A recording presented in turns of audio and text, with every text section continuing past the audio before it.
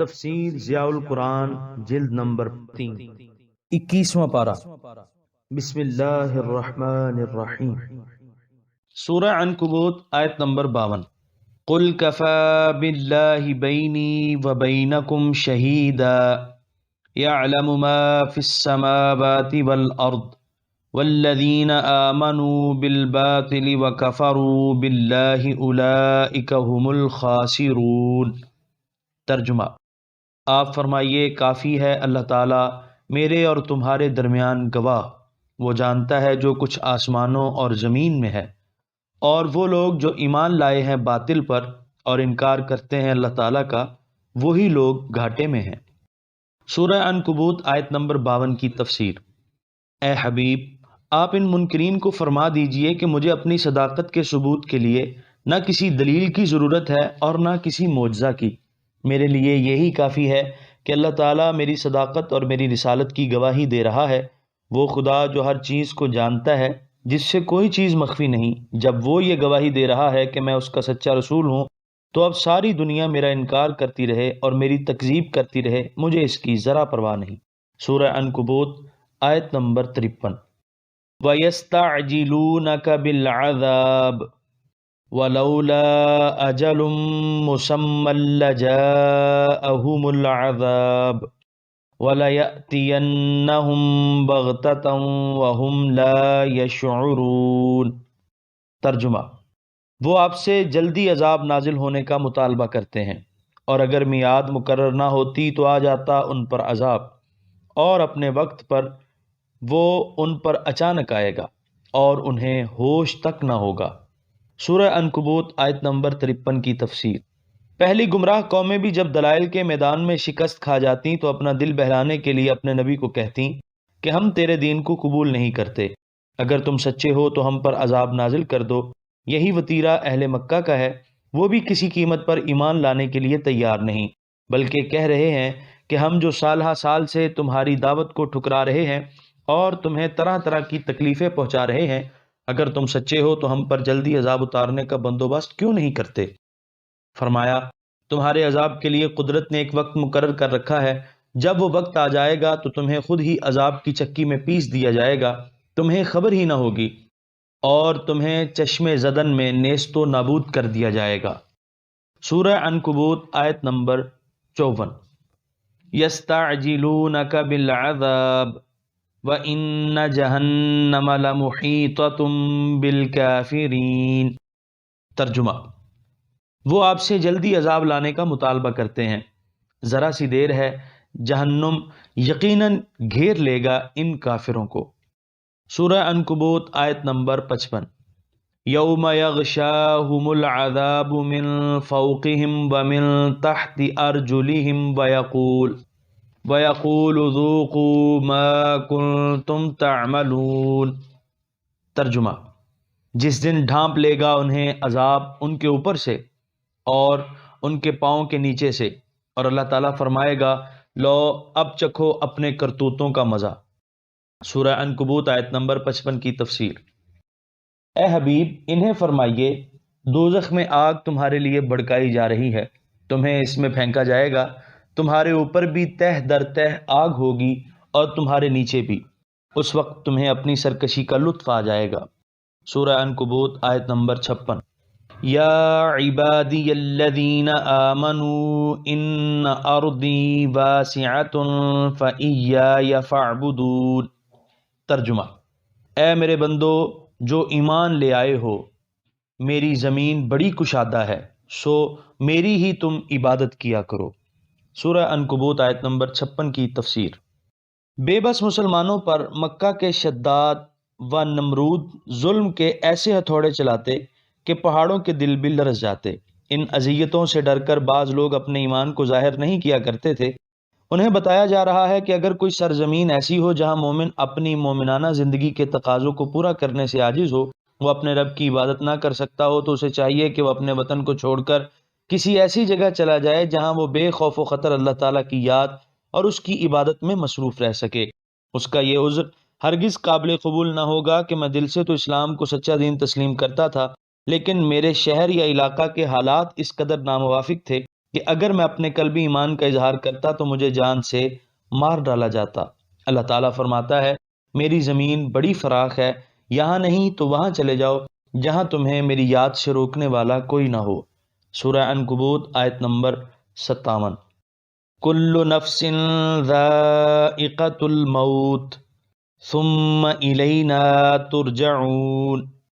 ترجمہ، ہر ایک موت کا مزہ چکھنے والا ہے، پھر ہماری طرف ہی تم لوٹائے جاؤ گے۔ سورہ عنکبوت آیت نمبر 57 کی تفسیر۔ یہ زندگی فانی ہے، ہر شخص نے ایک نہ ایک دن موت کا پیالہ ہونٹوں سے لگانا ہے۔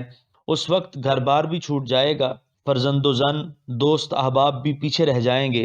بجائے اس کے کہ مرتے وقت حالت اضطرار میں تم ان چیزوں کو چھوڑو، کیا بہتر نہیں کہ اپنی مرضی اور اختیار سے اپنے معبود برحق کو راضی کرنے کے لیے ان سب علائق کو قطع کر دو؟ اگر ضروری ہو تو خوشی خوشی اپنے ہاتھوں سے محبت کی ان زنجیروں کو کاٹ دو۔ سورہ عنکبوت آیت نمبر 58۔ والذین آمنوا وعملوا الصالحات لنبوئنہم من الجنة غرفا تجری من تحتها الانہار خالدین فیہا نعم اجر العاملین۔ ترجمہ، اور جو لوگ ایمان لائے اور انہوں نے نیک عمل کیے انہیں ہم ٹھہرائیں گے جنت کے بالا خانوں میں، رواں ہوں گی جن کے نیچے نہریں، وہ وہاں ہمیشہ ہمیشہ رہیں گے۔ کتنا عمدہ صلہ ہے نیک کام کرنے والوں کا۔ سورہ عنکبوت آیت نمبر 58 کی تفسیر۔ غرفہ غرفتن کی جمع ہے، اس کا معنی بالا خانہ ہے۔ حضرت سیدنا علی رضی اللہ عنہ سے مروی ہے کہ حضور نبی کریم صلی اللہ علیہ وآلہ وسلم نے ارشاد فرمایا، یعنی جنت میں ایسے بالا خانے ہیں کہ ان کی دیواریں اتنی شفاف ہوں گی کہ نگاہ کے سامنے حجاب نہیں ہوں گی۔ باہر والے لوگ اندر والوں کو اور اندر والے لوگ باہر والوں کو دیکھ سکیں گے۔ ایک اعرابی نے جب حضور صلی اللہ علیہ وسلم کا یہ ارشاد سنا تو کھڑا ہو کر عرض کرنے لگا، یا رسول اللہ، یہ کس کو ملیں گے؟ حضور صلی اللہ علیہ وآلہ وسلم نے ارشاد فرمایا، یہ ان لوگوں کو ملیں گے جن کی گفتگو پاکیزہ ہوتی ہے، جو لوگوں کو کھانا کھلایا کرتے ہیں، جو ہمیشہ روزہ رکھا کرتے ہیں، اور آدھی رات کو اٹھ کر جب لوگ سو رہے ہوں تو وہ اللہ تعالیٰ کے حضور میں حاضر ہو کر نماز پڑھتے ہیں۔ سورہ عنکبوت آیت نمبر 59۔ الذین صبروا وعلی ربہم یتوکلون۔ ترجمہ، وہ جنہوں نے ہر حال میں صبر کیا اور صرف اپنے رب پر بھروسہ کیے ہوئے ہیں۔ سورہ عنکبوت آیت نمبر 60۔ وَكَأَيٍّ مِّن دَابَّةٍ لَّا تَحْمِلُ رِزْقَهَا اللَّهُ يَرْزُقُهَا وَإِيَّاكُمْ وَهُوَ السَّمِيعُ الْعَلِيمُ۔ ترجمہ، اور کتنے ہی زمین پر چلنے والے ہیں جو اٹھائے نہیں پھرتے اپنا رزق، اللہ تعالیٰ رزق دیتا ہے انہیں بھی اور تمہیں بھی، اور وہ سب باتیں سننے والا، سب کچھ جاننے والا ہے۔ سورہ عنکبوت آیت نمبر 60 کی تفسیر۔ جب کفار مکہ نے مسلمانوں پر عرصہ حیات تنگ کر دیا، ایمان کے بچانے کے لیے اب اس کے بغیر کوئی چارہ نہ رہا کہ مکہ کو چھوڑ کر کسی اور جگہ کو اپنا مسکن بنایا جائے جہاں ایمان کے ضائع ہونے کا اندیشہ نہ ہو۔ چنانچہ حضور سرور عالم صلی اللہ علیہ وآلہ وسلم نے اپنے ماننے والوں کو ہجرت کر کے مدینہ طیبہ جانے کا حکم دیا تو بعض صحابہ نے عرض کی، یا رسول اللہ، نہ وہاں ہمارا کوئی پڑوسی نہ کوئی رشتہ دار، جب ہم لٹے پٹے وہاں جائیں گے تو ہمارے کھانے پینے کا انتظام کون کرے گا؟ انہیں اطمینان دلانے کے لیے یہ آیت کریمہ نازل ہوئی کہ ذرا دیکھو یہ ان گنت قسم کے بے شمار جانور جو تمہیں ہر جگہ دکھائی دے رہے ہیں، کیا انہوں نے اپنی پشت پر اپنی خوراک کے ذخیرے لادے ہوئے ہیں؟ اگر انہیں اللہ تعالیٰ وقت پر خوراک مہیا فرما دیتا ہے تو فکر نہ کرو، وہ تمہیں فراموش نہیں کرے گا، بلکہ وہ تمہارے کھانے پینے، رہائش وغیرہ کے جملہ انتظامات اپنی حکمت سے اس طرح کرے گا کہ تم حیران ہو کر رہ جاؤ گے۔ اس لیے اس چیز کی فکر میں خام خواہ اپنے آپ کو پریشان نہ کرو جس کی ضمانت اللہ تعالیٰ نے لے رکھی ہے، اور جو حکم تمہیں تمہارا آقا و مولا صلی اللہ علیہ وآلہ وسلم دیتا ہے بلا تامل اسے قبول کرو۔ سورہ عنکبوت آیت نمبر 61۔ وَلَئِن سَأَلْتَهُم مَّن خَلَقَ السَّمَاوَاتِ وَالْأَرْضَ وَسَخَّرَ الشَّمْسَ وَالْقَمَرَ لَيَقُولُنَّ اللَّهُ فَأَنَّىٰ يُؤْفَكُونَ۔ ترجمہ، اور اے حبیب، اگر آپ پوچھیں ان مشرکوں سے کہ کس نے پیدا کیا آسمانوں اور زمین کو اور کس نے فرما بردار بنا دیا ہے سورج اور چاند کو، تو وہ ضرور کہیں گے اللہ تعالیٰ نے، پھر وہ کہاں توحید سے پھیرے جاتے ہیں۔ سورہ عنکبوت آیت نمبر 61 کی تفسیر۔ کفار کی زبان سے اللہ تعالیٰ کی توحید کا اعتراف کرایا جا رہا ہے، پھر اس کی دو عملی پر اظہار تعجب کیا جا رہا ہے، یعنی اگر ان سے پوچھا جاتا ہے کہ آسمانوں اور زمین کا خالق کون ہے، سورج اور چاند کس کے حکم کے مطابق اپنے طبی فرائض انجام دے رہے ہیں، کس کی بندگی کا طوق ان کے گلے میں آویزہ ہے، تو کہتے ہیں کہ زمین و آسمان کا خالق بھی صرف اللہ تعالیٰ ہے، اور سورج اور چاند بھی اسی کے حکم سے بے چون و چرا مصروف خدمت ہیں، اور ساتھ ہی اپنے بتوں کو بھی خدا مانتے ہیں، ان کی عبادت کرتے ہیں۔ عجب ہے یہ لوگ کہ ایسی چیزوں کو الوہیت اور خدائی میں اللہ تعالیٰ کا شریک بناتے ہیں جن کا آفرینش عالم یا تدبیر عالم میں قطعاً کوئی حصہ نہیں۔ کسی رائے سے پھر جانے، کسی نظریے سے روگردانی کرنے کو عربی میں افق کہتے ہیں۔ سورہ عنکبوت آیت نمبر 62۔ اللہ یبسط الرزق لمن یشاء من عبادہ ویقدر لہ ان اللہ بکل شیء علیم۔ ترجمہ: اللہ تعالیٰ کشادہ کرتا ہے رزق کو جس کے لیے چاہتا ہے اپنے بندوں سے، اور تنگ کرتا ہے جس کے لیے چاہتا ہے، بے شک اللہ تعالیٰ ہر چیز کو خوب جاننے والا ہے۔ سورہ عنکبوت آیت نمبر 62 کی تفسیر۔ کفار مسلمانوں کو عار دلایا کرتے کہ تم کہتے ہو کہ تم خدائے برحق کے پرستار ہو جو ہر چیز کا مالک ہے۔